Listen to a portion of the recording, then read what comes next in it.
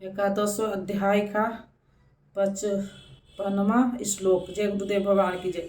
गुरु ब्रह्मा गुरु विष्णु गुरु देवो महेश्वरा गुरु साक्षात परम ब्रह्मा तस्मै श्री गुरुवे नमः।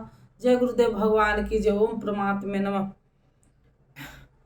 55वां श्लोक। हे अर्जुन, जो पुरुष मेरे द्वारा निर्दिष्ट कर्म अर्थात नियत कर्म अर्थात कर्म करता है, मेरे परायण होकर करता है, जो मेरा अनभक्त है किंतु संगदोष में रहते हुए वह कर्म नहीं हो सकता, अतः संगदोष से रहित होकर संपूर्ण भूत प्राणियों में वैर भाव से रहित है, वह मुझे प्राप्त है। तो क्या अर्जुन ने युद्ध किया परण करके? क्या उसने जयद्रथ को मारा? यदि इन्हें मारता तो भगवान को न देख पाता, जबकि अर्जुन ने देखा। इससे सिद्ध है कि गीता में एक भी श्लोक ऐसा नहीं है जो ब्रह्म मार काट का समर्थन करता हो। निर्दिष्ट कर्म यज्ञ की प्रक्रिया का आचरण करेगा, जो अनभाव से उनके सिवाय किसी का स्मरण तक नहीं करेगा, जो संगदोष से अलग रहेगा, तो युद्ध कैसा? जब आपके साथ कोई है ही नहीं तो आप युद्ध किससे करेंगे? संपूर्ण भूत प्राणियों में जो वैर भाव से रहित है, मन से भी किसी को सताने की कल्पना न करे, वही मुझे प्राप्त होता है। तो क्या अर्जुन ने लड़ाई ली? कभी नहीं। प्रस्तुत संगदोष अलग रहकर जब आप अनंत चिंतन में लगते हैं, निर्धारित क्रिया में प्रवृत्त होते हैं, उसी समय परिपंथी राग दोष काम क्रोध इत्यादि दुर्जय शत्रु बाधा के रूप में प्रत्यक्ष ही है, उनका पार पाना ही युद्ध है। निष्कर्ष। इस अध्याय के आरंभ में अर्जुन ने कहा, भगवान आपकी विभूतियों को मैंने विस्तार से सुना, जिससे मेरा मोह नष्ट हो गया, ज्ञान का श्रवण हो गया, किंतु जैसा आपने बताया कि मैं सर्वत्र हूँ, इसे मैं प्रत्यक्ष देखना चाहता हूँ। यदि मेरे द्वारा देखना संभव हो तो कृपा उसी स्वरूप को दिखाइए। अर्जुन प्रिय सखा था, अनंत सेवक था, अतएव योगेश्वर श्री कृष्ण ने कोई प्रतिपाद न कर तुरंत दिखाना प्रारंभ कर दिया।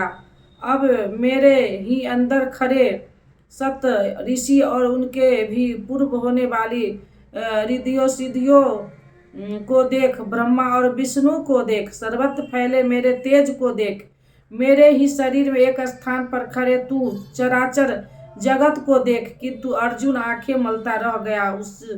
इसी प्रकार योगेश्वर कृष्ण ने इस लोक तक अनर्वत दिखाते गए, किंतु अर्जुन को कुछ भी दिखाई नहीं पड़ा। सभी विभूतियां योगेश्वर में उस समय थी, किंतु अर्जुन को वे समान मनुष्य जैसे ही दिखाई पड़ रहे थे।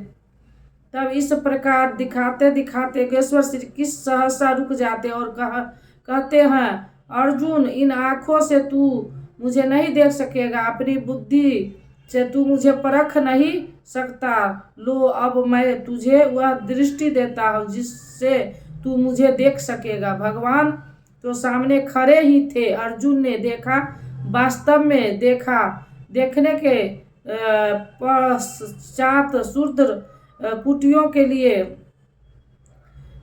क्षमा याचना करने लगा, जो वास्तव में कुटिया नहीं थी।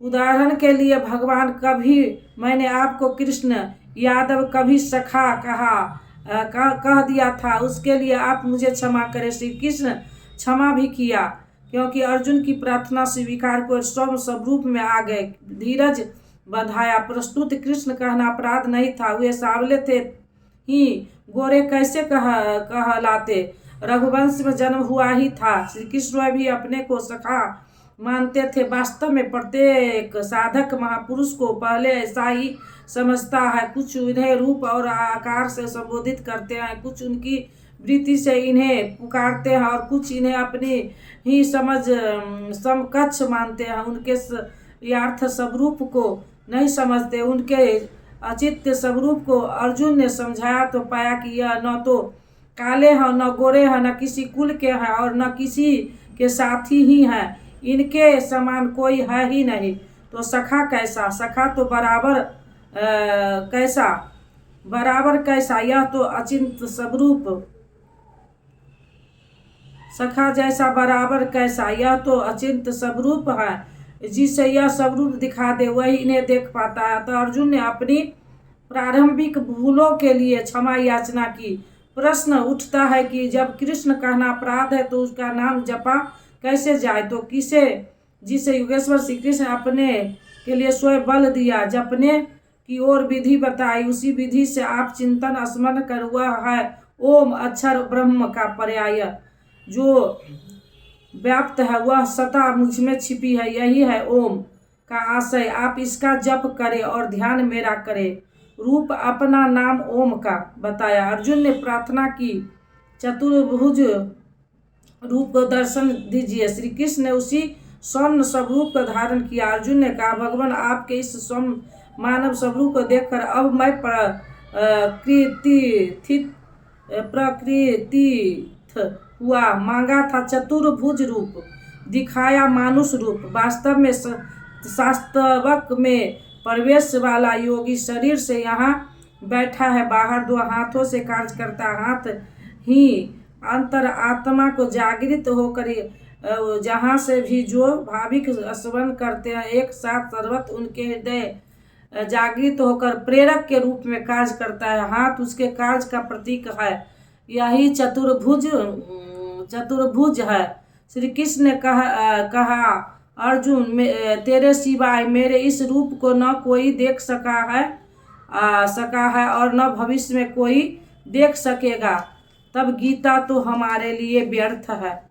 किंतु नहीं, योगेश्वर कहते हैं एक उपाय है जो मेरा अनन्य भक्त है। मेरे सिवाय जो दूसरे किसी का स्मरण न करके चिंतन निरंतर मेरा ही चिंतन करने वाला है, उसका अनन्य भक्ति के द्वारा मैं प्रत्यक्ष देखने को जैसा तूने देखा है, तत्व से जाने को और प्रवेश करने को भी सुलभ हुआ था। अर्जुन अनन्य भक्त था। भक्ति का परिमार्जित रूप है अनुराग। इष्ट के अनुरूप लगाओ मिला ही न रघुपति बिनु अनुरागा। रामचरितमानस में 7 से 61 एक अनुराग विहीन पुरुष न कभी पाया है और न पा सकेगा। अनुराग नहीं है तो कोई लाख योग करे, जप करे, तप करे या दान करे वह नहीं मिलता।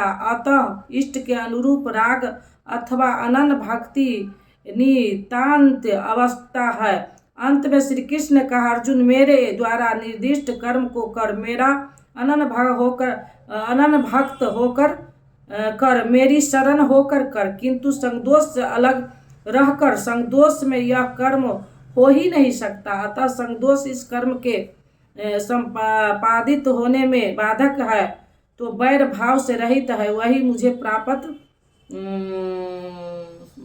संपादित होने में बाधक है, जो वैर भाव से रहित है वही मुझे प्राप्त करता है। संगदोष नहीं है जहाँ हमें छोड़कर दूसरा कोई है ही नहीं, वैर का मानसिक संकल्प भी नहीं है, तो युद्ध कैसा?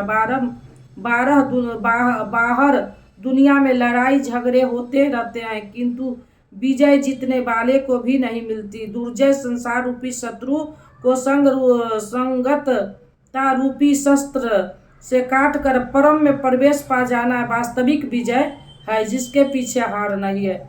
इस अध्याय में पहले तो योगेश्वर श्री कृष्ण अर्जुन को दृष्टि प्रदान की, फिर अपने विशंभर रूप का दर्शन कराया। अतः इस प्रकार श्रीमद् भागवत गीता रूपी उपनिषद एवं ब्रह्म विद्या तथा योग शास्त्र विषय